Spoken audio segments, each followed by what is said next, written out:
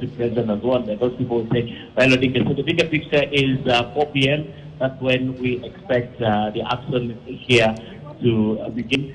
We haven't even seen the commissioners. However, I have to say that around 2:30, there was an announcement at the auditorium, the floor of the auditorium, that the chief agent for the four presidential candidates was supposed to move up to where the commissioners are going to sit.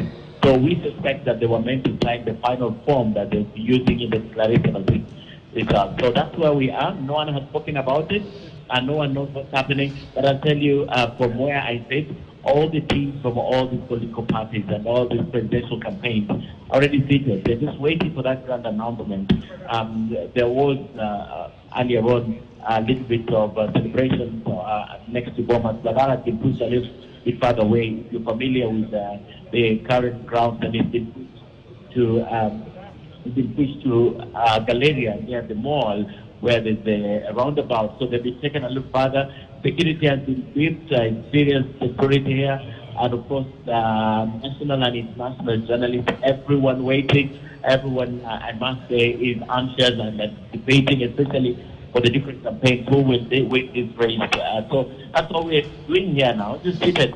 Occasionally we get entertainment, but even then they can't sing more than they have done, Sharon. We've had choirs sing, they've gone quiet.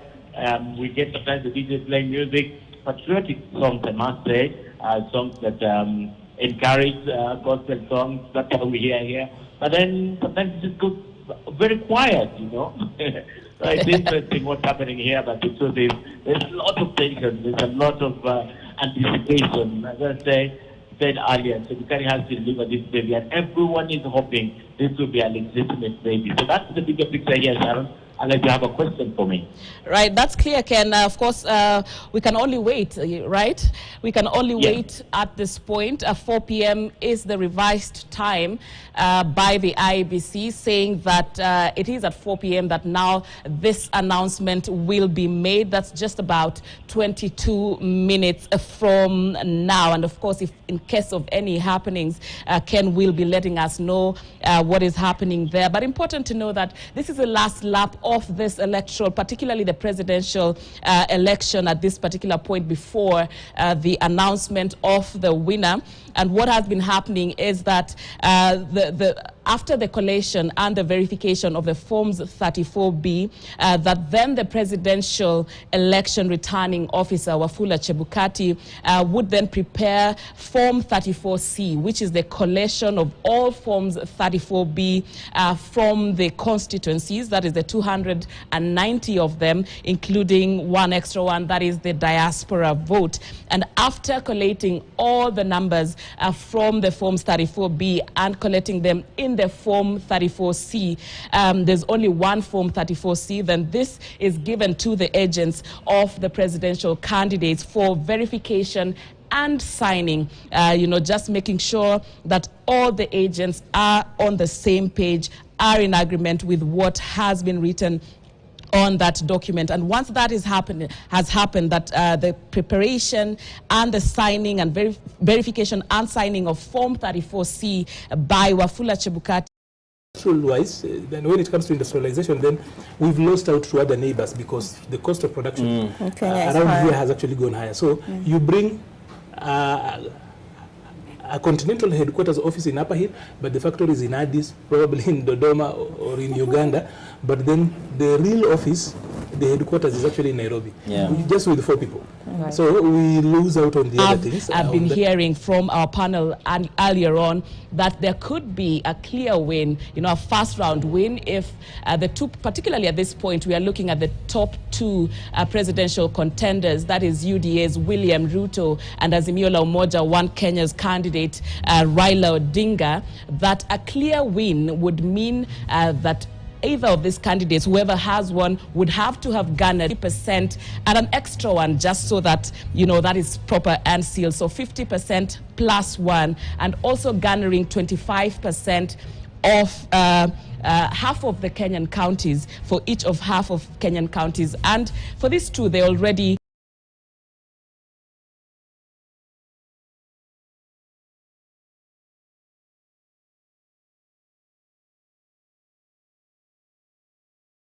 is a president-elect, and there's no instance that occasions a runoff.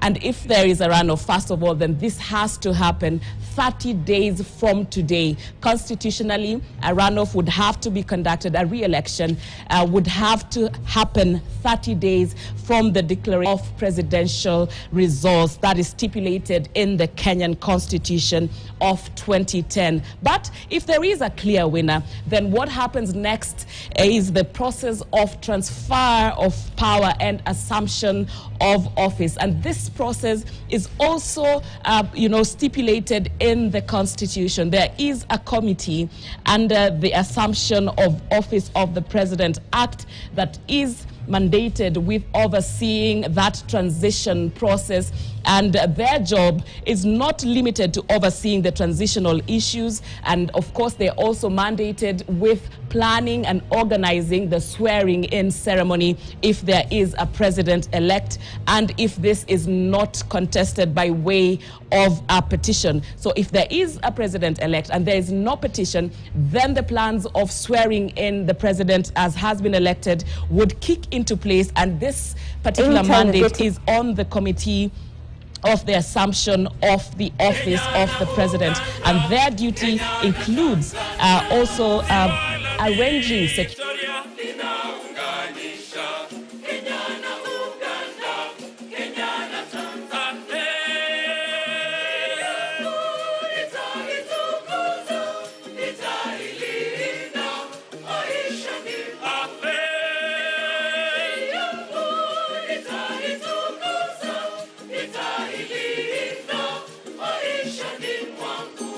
Mlima wa Kenya ni mlima wangu.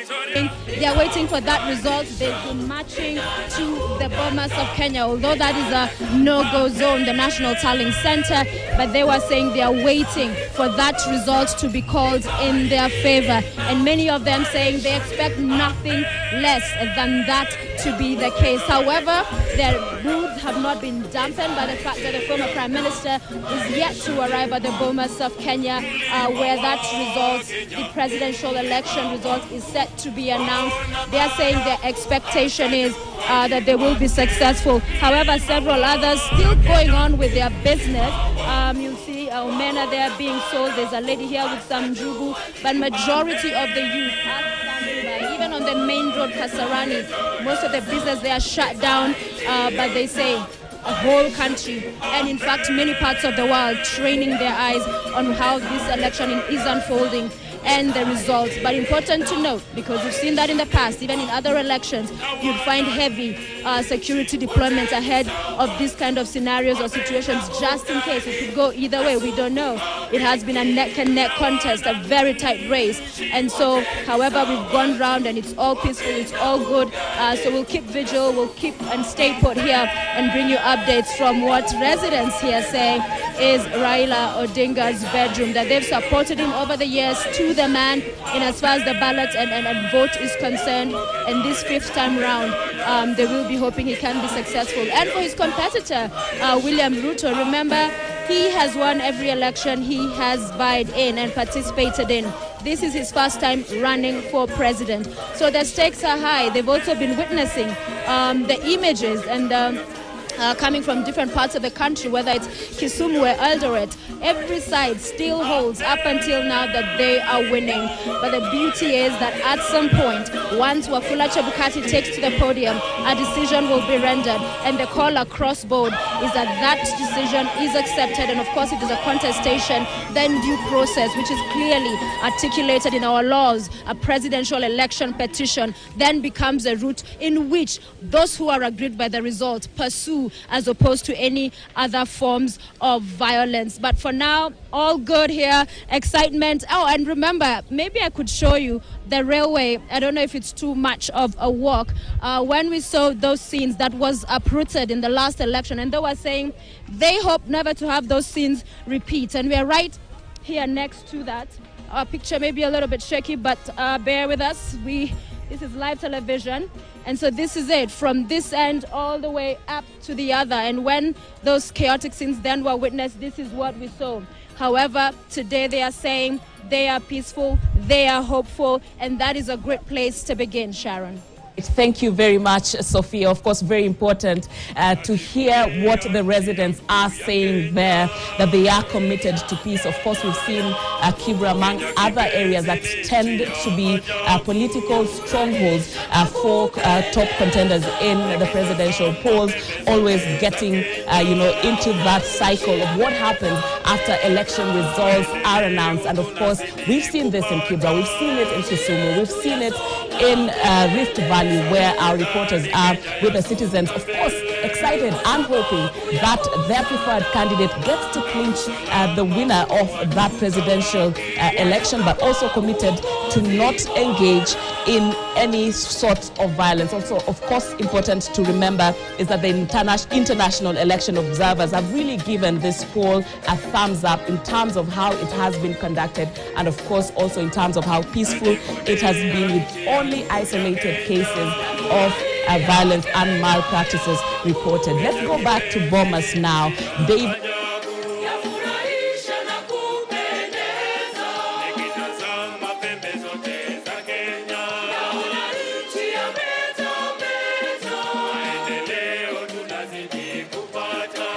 So that when we look at what he's doing, we don't judge him too harshly. You can see your own.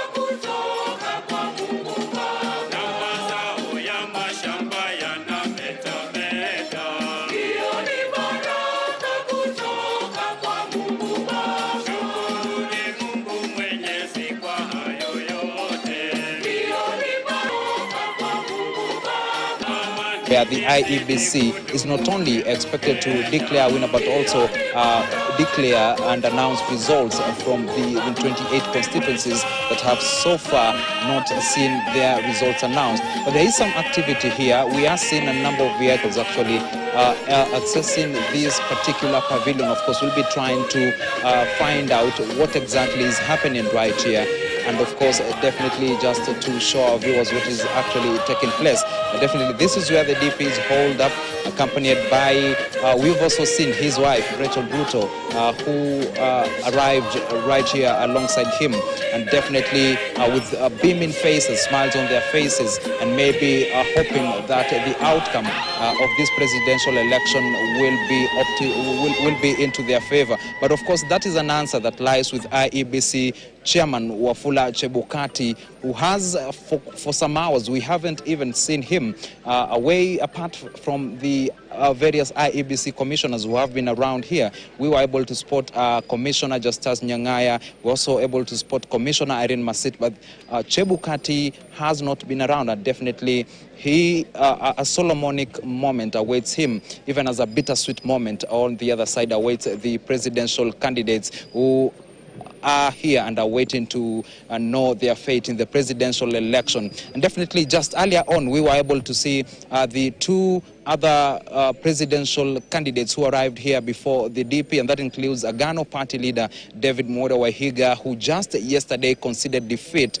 and we were also able to spot as Roots Party leader George Wajakoya, who arrived here, and they even went on to display a show of unity, shaking hands and lifting each other's hands in the full glare of the cameras, just definitely showing that they respect the pending outcome of this presidential election. And so we have our eyes here, we have our eyeballs trained here, and the camera lenses trained at this particular pavilion, where we do anticipate DP William Ruto to make his way out, head to the auditorium, signaling the start of the event in which IEBC Chairman Wafula Chebukati is set to announce the presidential election results. Continue to right, thank you very much, David Mudoka, just painting to us the pictures and another motorcade arriving. And Rashid, we've been here for 5 hours, so this is our 5th hour as we wait for the announcement of the 5th president. For how long shall we have to wait?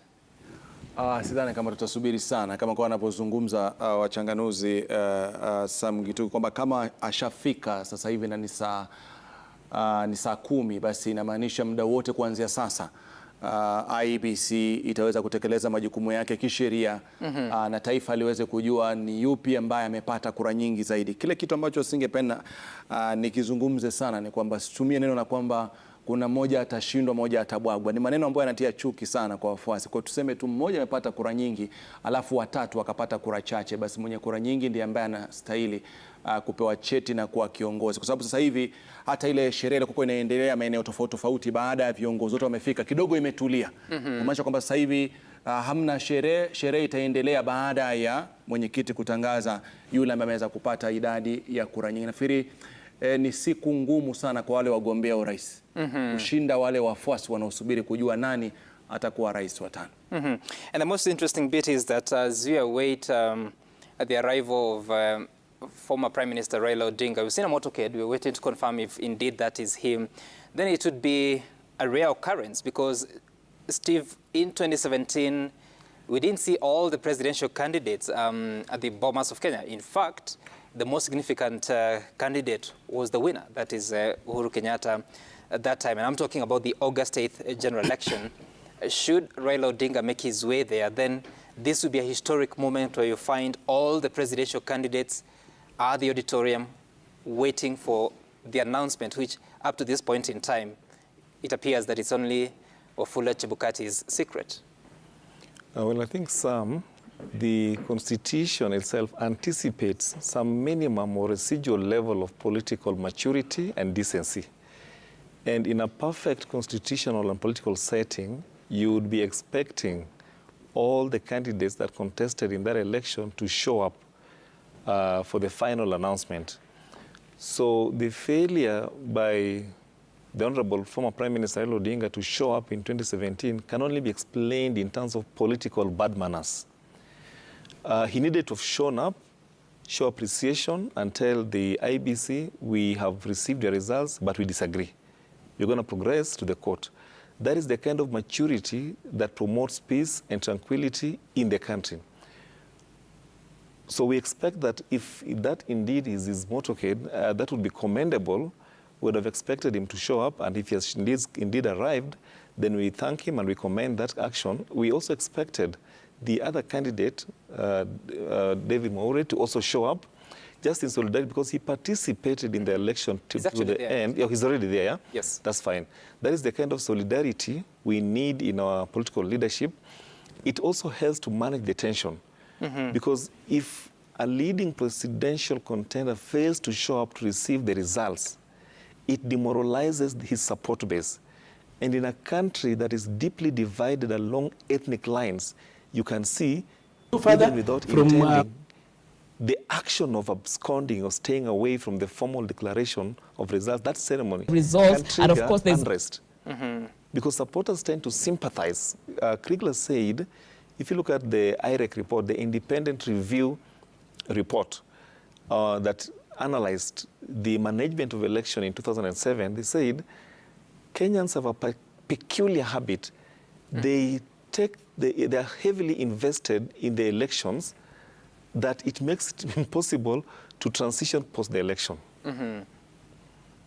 And Rashid, on your screen, you'll find the arrival of the Deputy President's mother, arriving at the Bomas of Kenya alongside other family members, of course, arriving here to witness the announcement from the IEBC, of which we still do not know the details, that Wafula Chebukati will be declaring to the country.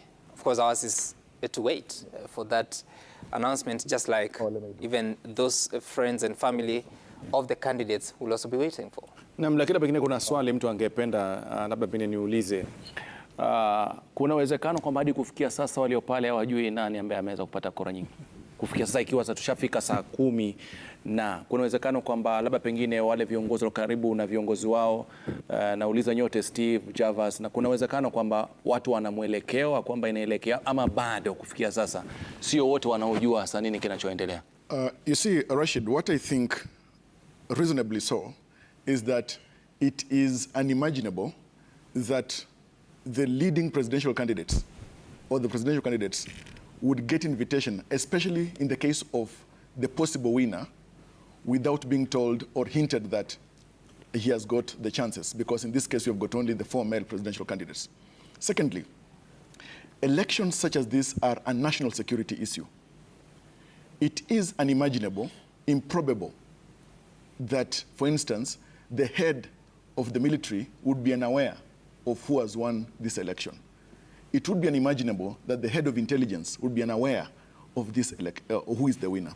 It is improbable as well that the head of the team amongst the elite squad in the military that protects or provides security to the president is unaware of who has won this election. So looking at it from that, or from those kinds of lenses, it is possible that the person seated within Bomas right now, there are those who know who is the ultimate winner, possibly in this election, but it is just important that they embrace good manners and have civility throw its arms around them and wait for Chebukati, according by law, or to the law of the country, to make the official announcement. Naam, katika picha yako naangalia ni mama ambaye alimzaa William Ruto tarehe 21 Disemba mwaka 1966 kule Sambut kijijini Kamagut katika kaunti ya Uasin Gishu. Anajulikana kama Sarah Cheruiyot, ndio huyo ambaye amefika akisaidiwa kutembea mpaka tafutiwa mahali sehemu yake ya kukaa. Kwa ni kwamba amekuja pia vile vile kusubiri na kuona kama mwanawe huenda akawa amepata nafasi ya kuwa rais wa 5 wa jamhuri hii ya Kenya. Nafikiri ni mojawapo ya hatua nzuri. Java sasa yuko na tabasamu, lakini kama mzazi yoyote yule katika siku kama leo, ungetamani kwamba labda ile ndoto ambayo mwanangu anapigania, kwa wazazi ni furaha, kwa watoto pia ni furaha kwa wazazi wao, na pia vile vile kwa mke ambaye watu wameoa pia wanatamani kwamba mume wangu alichopigania akipate. Kwa hiyo siku muhimu sana kwa familia, ndugu, jamaa na marafiki. Kweli kabisa. Wacha niangalie kupitia kioo cha nyuma pale ambapo hawa wagombea viti vya urais walikuwa wanawateua wagombea wenza. Je, asubuhi hiyo wagombea wenza hawa hawakujua? Walijua. Ndiposa wengine wao walikuja na familia zao kadhalika. Sidhani kama nikiangalia jinsi desturi ilivyo hapa Kenya, kuna mtu ambaye anaweza chukua jamaa na jamii nzima yake aende katika kikao, akitoka hapo atokwe na machozi. Sidhani kama mtu anaweza kuwa na furaha kama hiyo. Lakini wacha tusubiri tuone, kwa sababu kila mtu hapa amekuja na jamaa zake. Hatujaona ule ujumbe ambao umeandamana na manake hajafika Raila Amolo Odinga. Kwa pia tukiuona pia tutaangalia naye, kwa sababu tumeona tu magari ghafla yashafika katika mpango. Pia hatujamuona yeye mwenyewe kwa picha za moja kwa moja katika runinga, kwa tusubiri. Tukiuona tutakuja kujua kwamba je, ameandamana na nani na nani, alafu baadaye hizo hesabu utaziweka meza. Kweli. Very interesting. And I don't know if any of you was able to observe the events of 2013 as soon as the president-elect was declared by Isaka Sane that. And they knew for a fact that is going to happen at 3 o'clock. And if there is a standoff, as Kevin seems to suggest, or if there is an issue as to why Chebukati cannot keep time, maybe he's waiting for a cup of coffee, or maybe he was having lunch, or he's just waiting for Raila Odinga to come. The lady in charge of public communications at IBC. Yes, because even the kind of celebrations we saw earlier, the singing and dancing at the Bomas of Kenya, it appears to have actually stopped, or rather gone down. Why do you think this is? Because even then, they are getting tired. Yeah, because the main item on the agenda, the program for the day, was the declaration of the winner. That's why people are there. The other things are good to keep people entertained, but I think the reason why people are there is just to for the purpose of declaration of the winner. And I think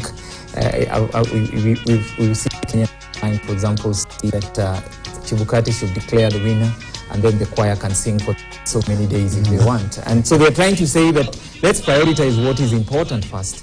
And I don't think it's helping Kenyans to delay the announcement of the winner, especially if the process has been to a large extent right. So I think IBC should have kept their promise that they are going to announce the winner at a particular time.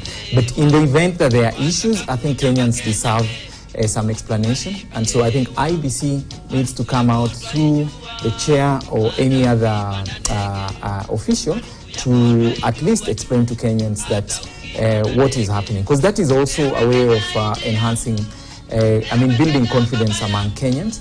Because when Kenyans are not sure what is happening, that is how tensions start building up. So there's need for communication also to Kenyans, so that they know how much longer should they wait, or why are they supposed to be to wait in the first place. A few moments ago, we showed you a picture of journalists and the cameras with a lessons trained on the entrance into the Bomas of Kenya compound, perhaps indicative of expectation that someone or something will be arriving.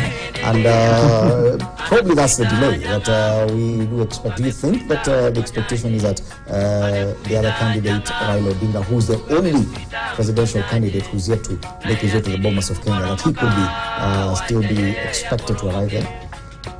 Yeah, I guess the way the cameras are positioned, I think all Kenyans, are asking where is Baba, and at what point will he show up at Bomas of Kenya. So that expectation, I think the moment we see Baba arriving at Bomas, probably won't need anyone to communicate to us that the standoff has been sorted. But as you can see, it's a bit obvious that there has to be something that is happening that probably we don't understand. And I agree with Dismas that there's a sense in which communication has to be managed. Maybe what IBC is doing is that they're managing it by keeping quiet. And our expectation is by the time they emerge to speak, they should be having a way forward. Because I can tell you where it has reached. I don't think it's easy to manage expectation by coming to tell us something that would still keep us waiting. But I think having said that, you know, there's one thing we probably need to celebrate, yeah? Kenyans from all parts of this country seem to be very calm and collected. I mean, from the footages that we've seen in the media, everyone is worried because they're waiting for that declaration. But I think there's a sense in which you're seeing some maturity in the way people are waiting. There is no distraction, there is no unnecessary celebration. So there is that belief that IBC and Wafula Chebukati is the ultimate authority. And our prayer is that even after the declaration, we'll see the same situation prevail. People will be celebrating, will celebrate in a way that is mature enough to demonstrate that they trust the process.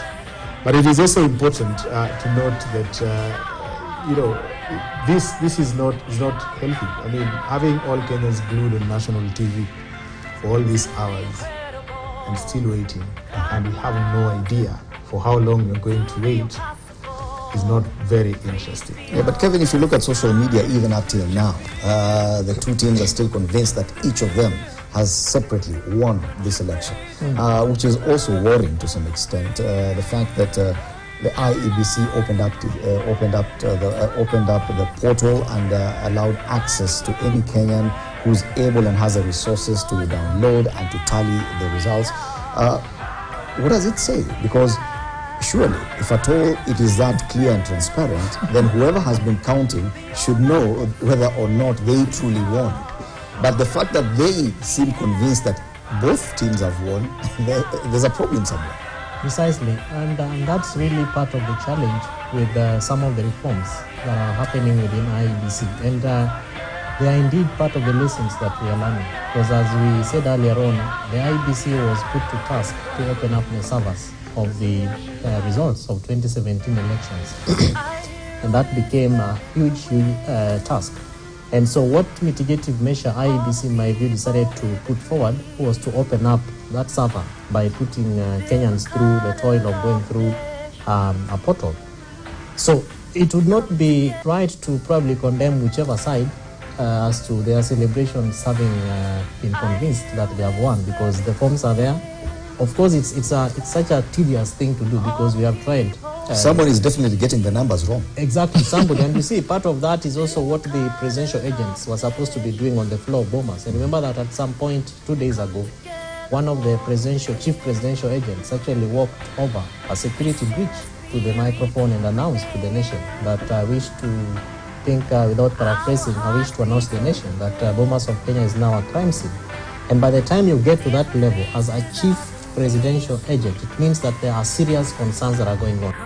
At the level of the clerks and also the agents really have to do with the forms and communication to, with and by the commissioners and indeed IEBC. So maybe you're also doing your studies, but some of the errors that you are being informed about at Bomas, you are not taking them into account. Remember, Fred, that it is the same floor that we also saw a gentleman being dragged by some of those politicians who are there. And within a very short time, Bomas was declared, a no-go zone for certain people. And the commission, really, I think, had to be very clear around who needs to be at Bomas. So in as much as the tallies have been done, it is only the commission, and unfortunately, it is the chair of the commission. The event that somebody walked in, God forbid, and I'm saying this with a lot of respect, and shot the chair of the commission, or just cut his hand, erroneously by a mistake or peradventure, accidentally, he probably slips off one of the staircases of Bomas, and what would that mean? So as much as Kenyans have tallied their own results, the constitution gives the commission chair as the returning officer of the National Tallying Center that mandate. But in my view, we have to get to the level where life can still go on without necessarily putting Kenyans to this level. But remember again that politicians invest in what we are going through right now. There are people who are paid to pass the messages. There are people who are paid to download those forms. They were sitting on computers in some place, Those are resources that political parties and candidates are investing in the process. What therefore would be the reversal in terms of Kenyans woke up, they respected the privilege and the opportunity to go and vote. Why must we take them through this level? Must we also begin to ask ourselves, what amount of investment should we put in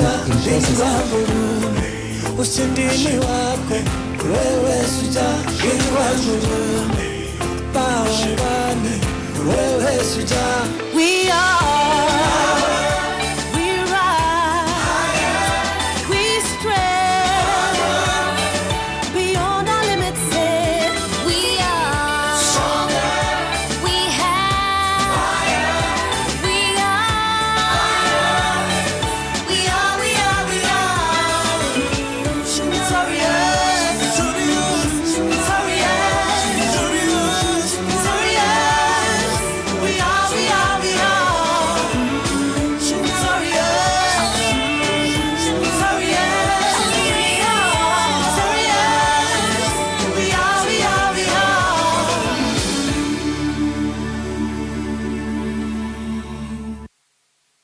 Simama, Wakenya wote simama.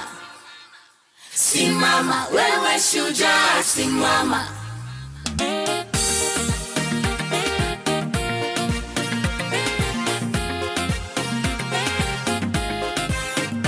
Nchi yangu, jukumu langu, mimi ni shujaa, shujaa. Najivunia taifa langu, mimi ni shujaa, shujaa. Simama, Wakenya wote simama. Simama, wewe shujaa simama. Simama, Wakenya wote simama. Simama, wewe shujaa simama. Kenya yaito beautiful, mazingira tobwate colorful. Aba Kenya na bantu wonderful, proud to be Kenyan, I'm grateful. Wena mujinguru jaito, chinguru jaito, tosige tabasani benze yaito. Omorembo to.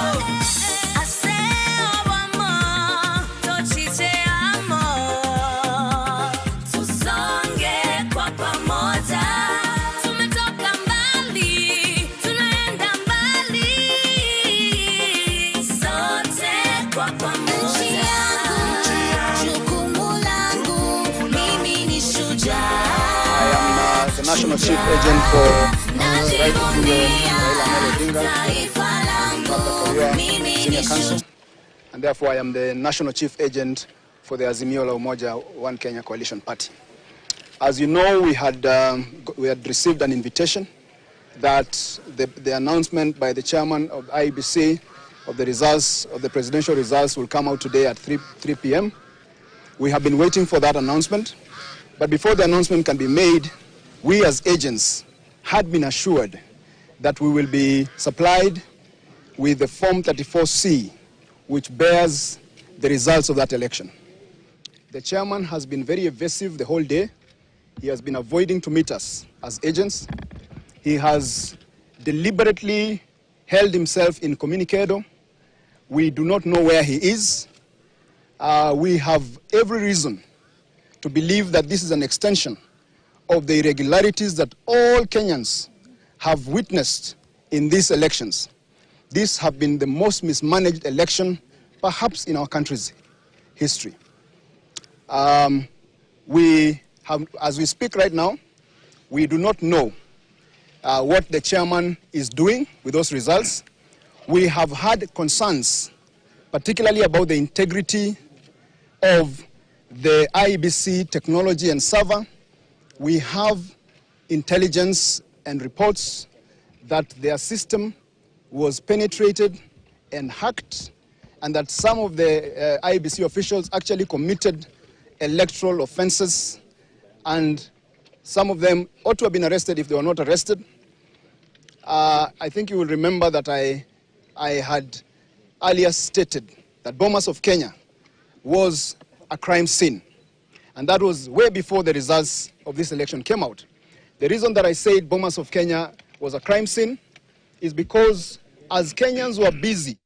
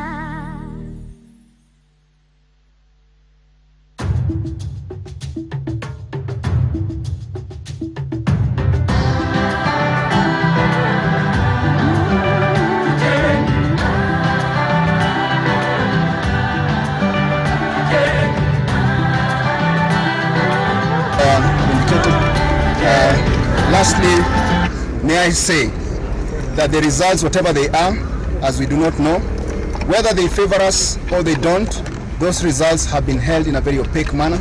We are saying we want to see them. Once we see them, we would want to verify them. Once we verify them, we will be able to know and to tell the Kenyan people, because a result that is not verifiable is not a result, and therefore that is our and the chairman had actually assured Kenyans that he will run this process transparently, which he has not. Is the party chairman, party leader, presidential candidate coming here? I will not take questions for now, but we were not in a position to ask our party leader to come before we actually verify the results. So the first step was to verify the results, which we have not been able to do. What more can you tell us about the irregularities? Yeah, I think that's enough. That's enough. Thank you very much. Citizen.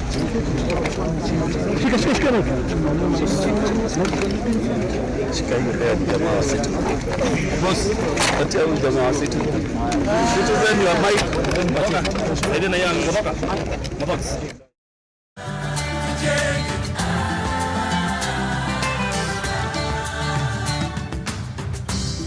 Kukinyesha tusinyeshewe, tuwe salama. Serikali kaingilia, napunguza gharama. Days finally here.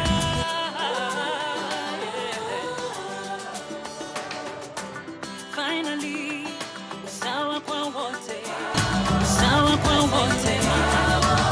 Hata yule mapato ni duni, malazi yopata. Tujenge. Sisi wana Kenya tujijenga.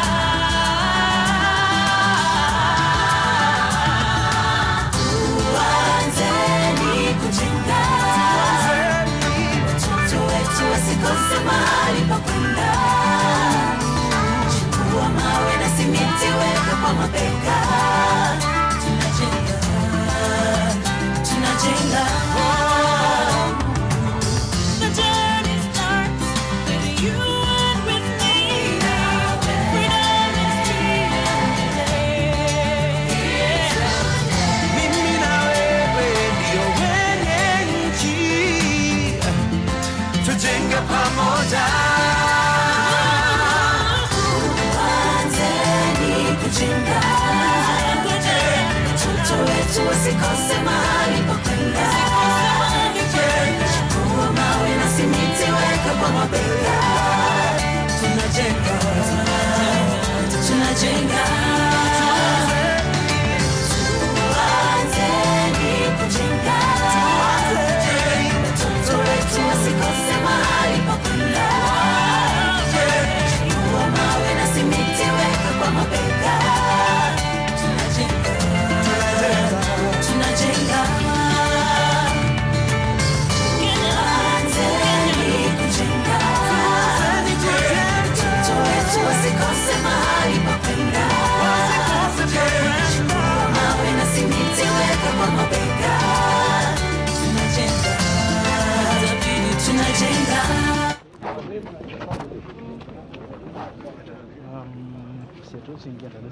Tunabaki tu.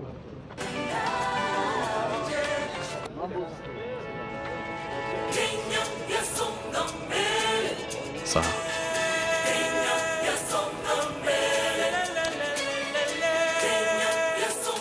So that is George Luchiri, Wajakoya, and of course Wahiga Mwaure, both of Roots Party and Agano Party, and we just spoke to Azimio la Umoja One Kenya Coalition chief agent, and they are claiming that they have not seen Form 34C. The Form 34C, just to explain to you and expand on this, is the form that is signed by the chief agent after receiving Form 34B from all the 290 constituencies.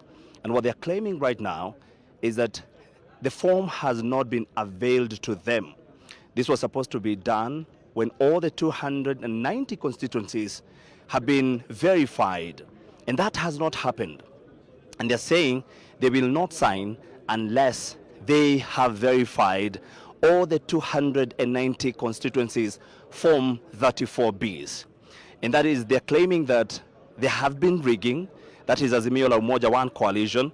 Their chief agent was just speaking to us right now, and they're claiming that their opponents, that is the Kenya Kwanza, they're claiming to have rigged the election. And they're saying they will not agree to the outcome of the election unless they see Form 34C. And they will not agree to the outcome of that election unless all the forms are veiled to them. The verification exercise has been happening here for the last 6 days, and today is the 6th day, and we were expecting at around 3 p.m. to receive the final tally of all the 290 constituencies and the winner thereof through Form 34B. There's something else that is happening on the other side, and so if my camera person can show you what has been happening here is that everything right now is in limbo. That some of the Azimio la Umoja coalition members, I am made to believe that is Wiper leader Kalonzo Musyoka. We're not sure about it, but that is what we're made to believe. There is a press conference that is going on right now. It's a flurry of activities since the 3 p.m. when we were told that we'll be having the press. We're here, Charity Ngilu. The system. So it is an electoral justice system that would guarantee. Can you be more transparent and share with us? And he is not sharing. So he says, I'm the returning officer. I am the chairman.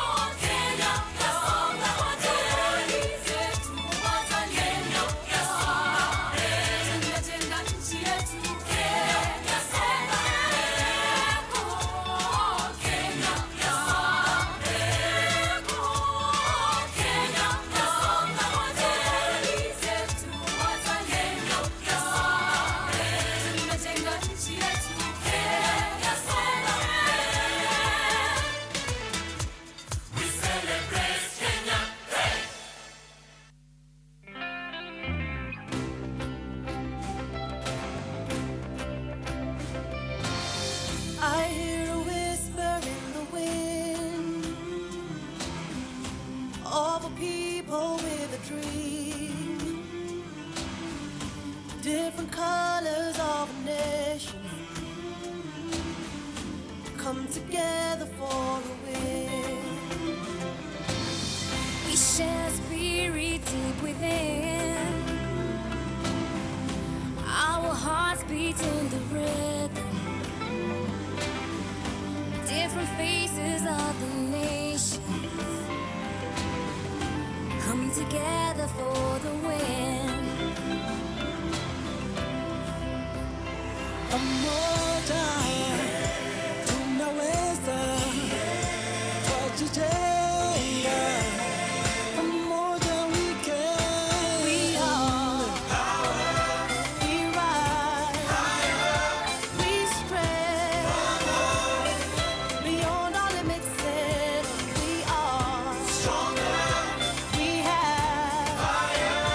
We are fire. We are. We are. We are.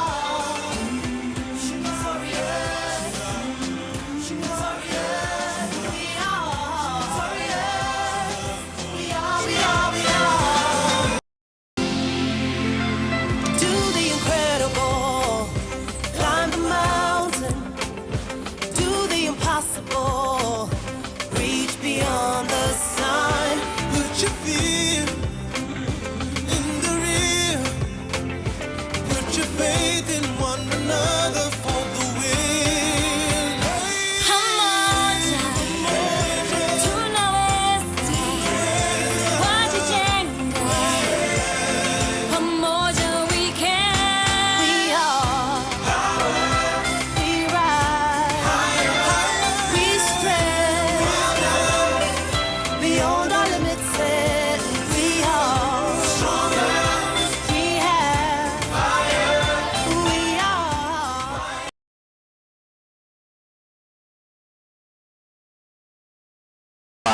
Of some of the leaders of Azimio la Umoja One Kenya coalition. The leaders are leaving this venue. They have been waiting to seek audience. They've been seeking audience with the IBC chairperson, as they're claiming, and they've not been able to do that.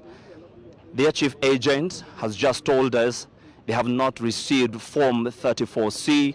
Just spoke to Kitui Governor, former Kitui Governor.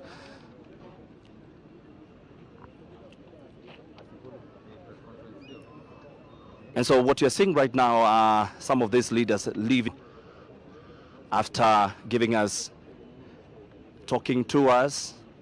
There have been disagreement, and that is what we are waiting to seek clarification of what has transpired since we have not seen the IBC chairperson.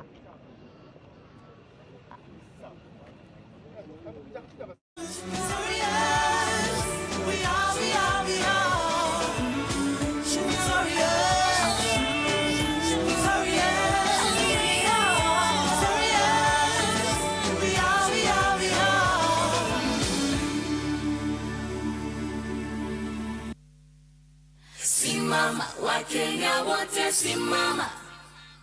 Simama, wewe shujaa simama.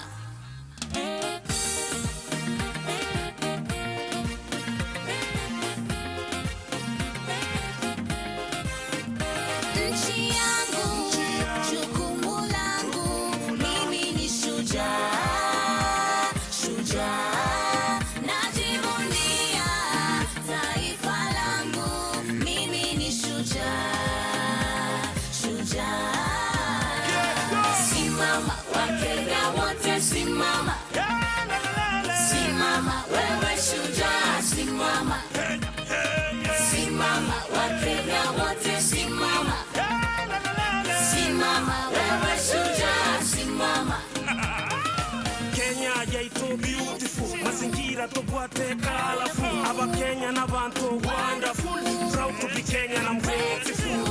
Wanyuna bujinguru jaito, jinguru jaito, tosigeta basani bese yaito. Omorembo ito. Katika hali gani? Manake wewe ulikwako ukafanya mambo fulani, kaunti imesemekana kwamba kuna ubadhirifu wa fedha uliofanyika. Kuangaliaje wewe kama seneta, ama tutaishije katika kufanya kazi katika hiyo kabisa?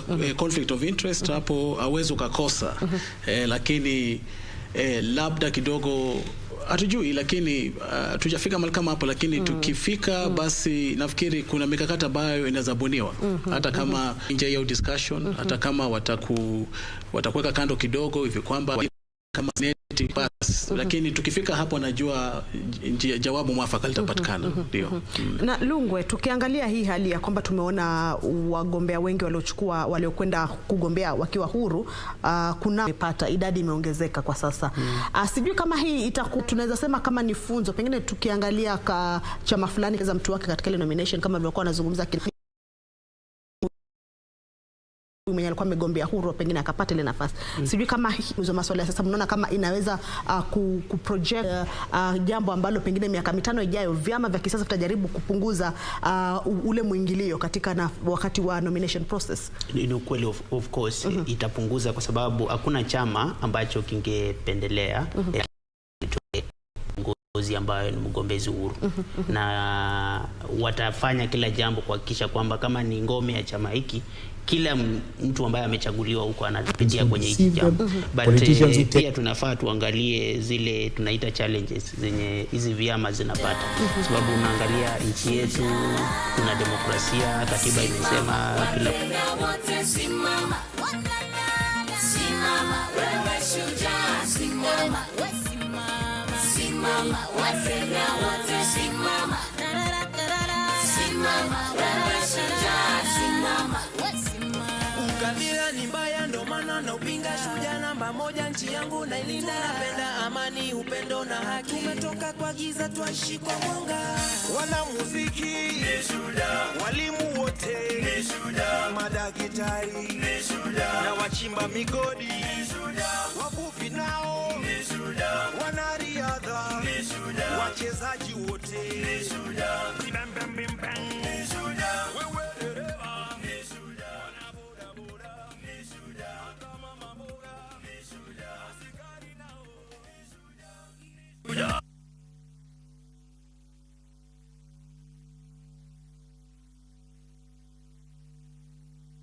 Lakini mimi nimetoroka tu kukuja hapa na niko na uunguaji niko na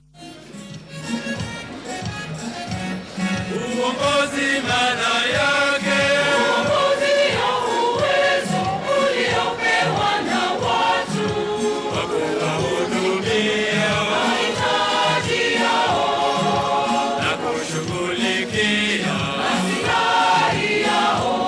Uongozi watoka wapi? Uongozi watoka kwake Baba Mwenyezi Mungu.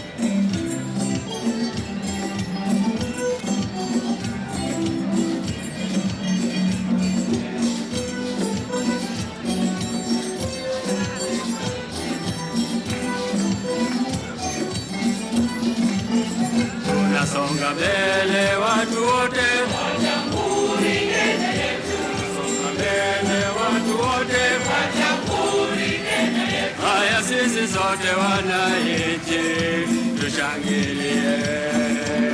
Eko Jamhuri, eko Jamhuri, eko Jamhuri Kenya yetu yaenda mbele. Eko Jamhuri, sote eko Jamhuri, eko Jamhuri Kenya yetu yaenda mbele. Mikoa yaenda mbele, wilaya zaenda mbele, tarafa zaenda mbele, nchi yote yaenda mbele. Eko Jamhuri, eko Jamhuri, eko Jamhuri Kenya yetu yaenda mbele. Eko Jamhuri, sote eko Jamhuri, eko Jamhuri Kenya yetu yaenda mbele. Mwaka wa 64 Kenya ikawa jamhuri. Mwaka wa 64 Kenya ikawa jamhuri. Wakoloni wote wakarudi nchini kwao. Kenya iko huru, Kenya iko huru, Kenya iko huru, madaraka ni yetu sasa. Kenya iko huru, Kenya iko huru, Kenya iko huru, madaraka ni yetu sasa. Uwezo ni wetu sasa, tunao uhuru kweli, wananchi wafurahia.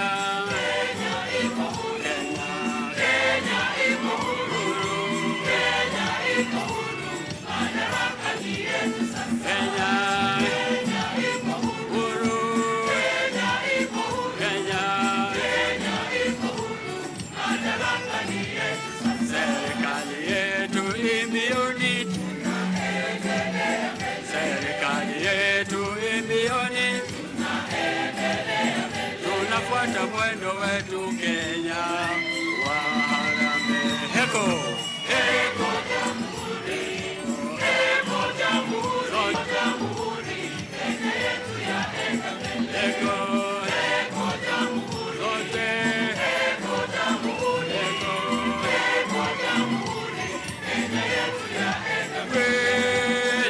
Twaenda mbio, Kenya yaenda mbele. Eko kwa elimu twaenda mbele. Matibabuni twaenda mbele. Viwandani twaenda mbele. Na mashambani twaenda mbele. Kweli twaenda mbio, Kenya yaenda mbele. Kwa elimu twaenda mbele. Matibabuni twaenda mbele. Viwandani twaenda mbele. Na mashambani twaenda mbele. Eko Jamhuri, eko Jamhuri, eko Jamhuri Kenya yetu yaenda mbele. Eko Jamhuri, eko Jamhuri, eko Jamhuri.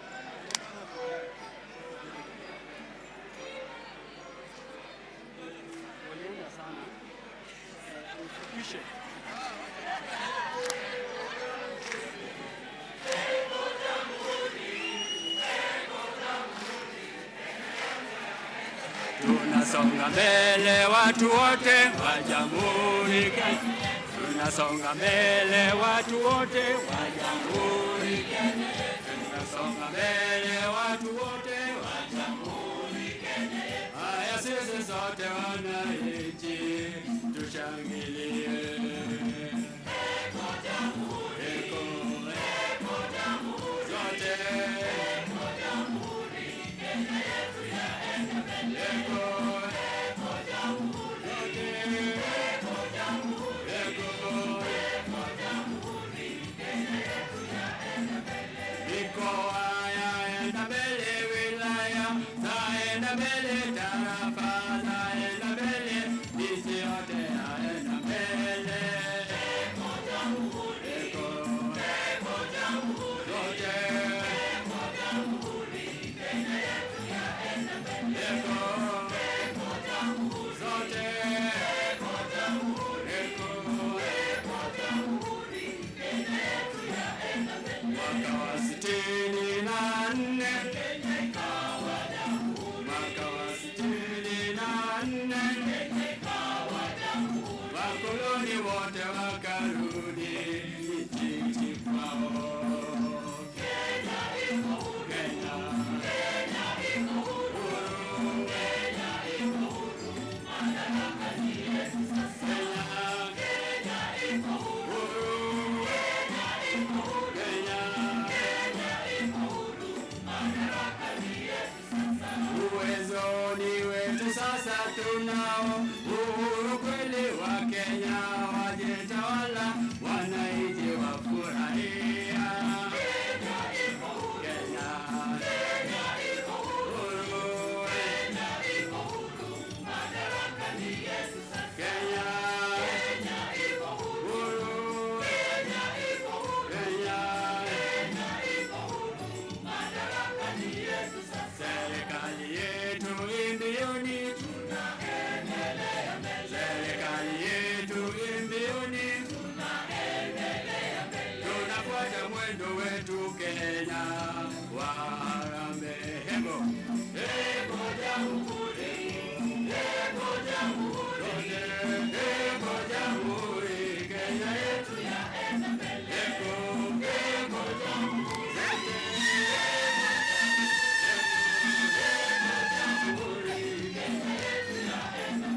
tuzidi kuenda mbio, sote tuende mbio, tupate maendeleo, nchi yetu iende mbele.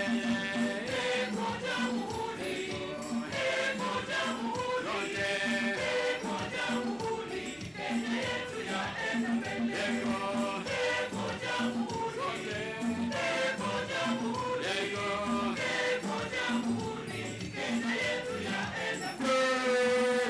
Twaenda mbio, eko Kenya yaenda mbele. Eko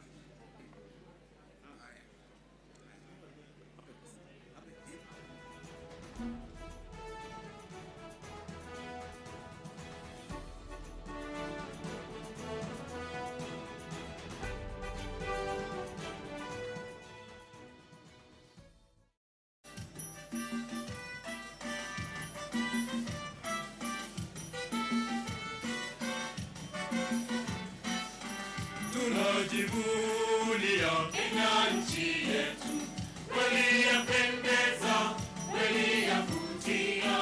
Tunajivunia Kenya nchi yetu, kweli yapendeza, kweli yavutia.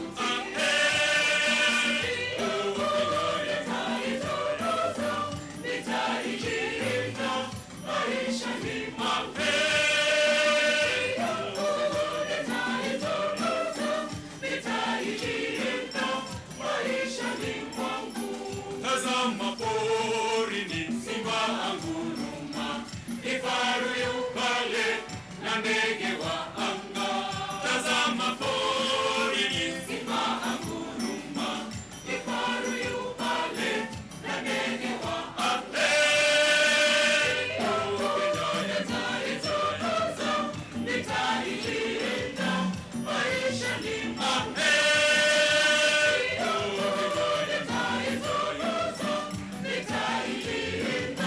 maisha ni ziwa la Bogoria kweli la shangaza, madini ya moto kweli ni ajabu. Ziwa la Bogoria kweli la shangaza, madini ya moto kweli ni ajabu.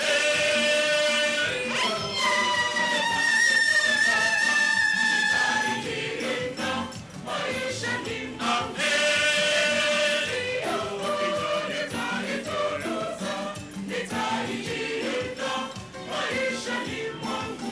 ziwa la Victoria linaunganisha Kenya na Uganda, Kenya na Tanzania. Ziwa la Victoria linaunganisha Kenya na Uganda, Kenya na Tanzania. Nitailinda maisha ni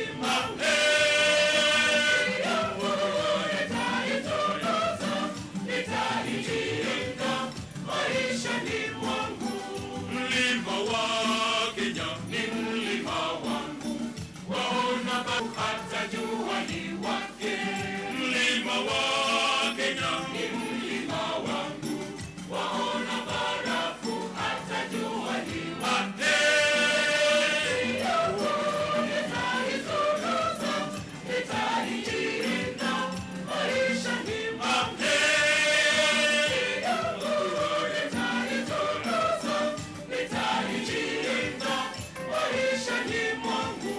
fika Mombasa, wito wa bahari, ogelea maji, jua tamu kuota.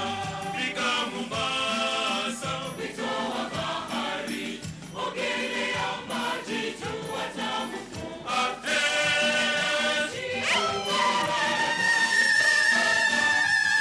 Nitailinda maisha ni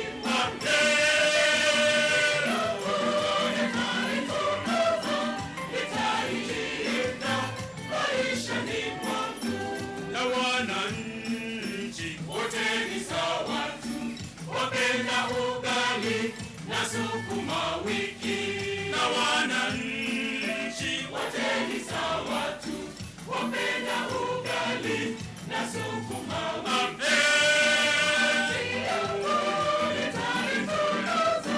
Nitailinda maisha ni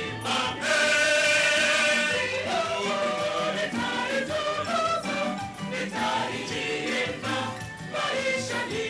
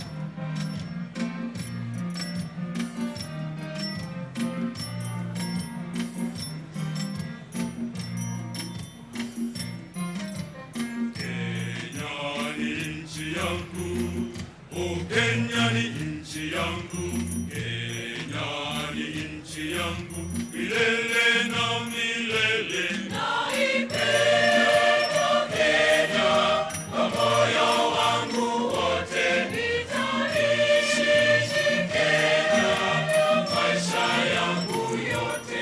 Naipenda Kenya kwa moyo wangu wote, nitaishi Kenya maisha yangu yote.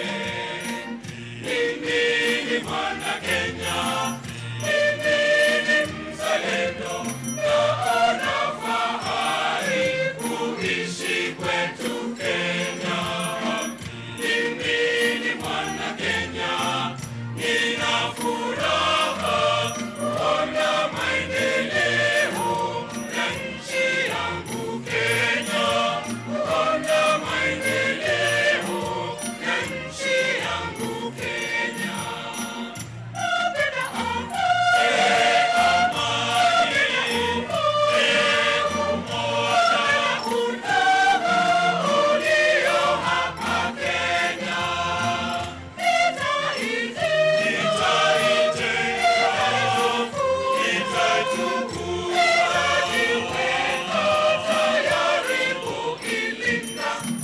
Wajibu wa kila mwananchi kuitafuta amani kila siku, hivyo ndivyo maendeleo yetu yatapanda vizazi na vizazi.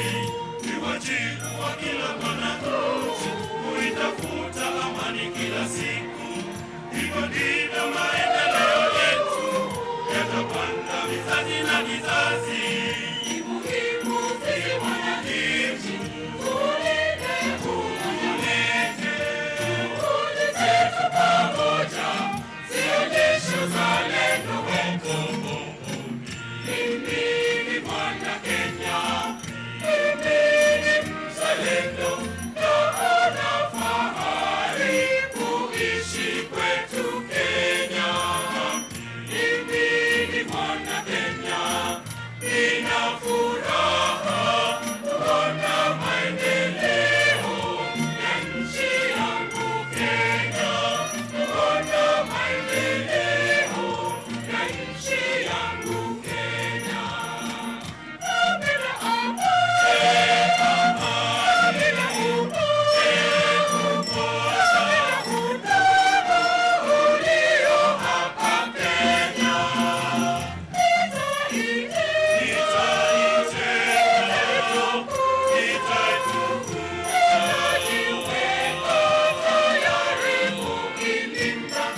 Ni wajibu wa kila mwananchi kuitafuta amani kila siku, hivyo ndivyo maendeleo yetu yatapanda vizazi na vizazi. Ni wajibu wa kila mwananchi kuitafuta amani kila siku, hivyo ndivyo maendeleo yetu yatapanda vizazi na vizazi. Ni muhimu sisi wananchi tulinde pamoja, sionyeshe uzalendo wetu.